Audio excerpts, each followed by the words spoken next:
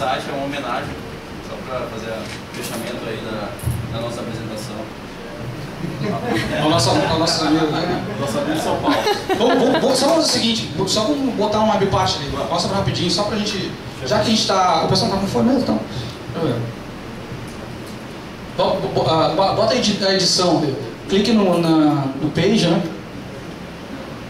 Aí, ó. Esses são o ribbon, gente, olha. Notem que o ribbon já automaticamente já abriu para vocês. Você tem toda a estrutura e é um momento, como eu falou aqui. Uau! A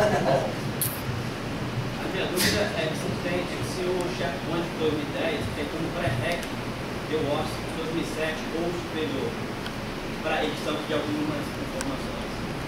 Mas que sentido? Para você manipular documentos e fazer upload ou só para visualizar?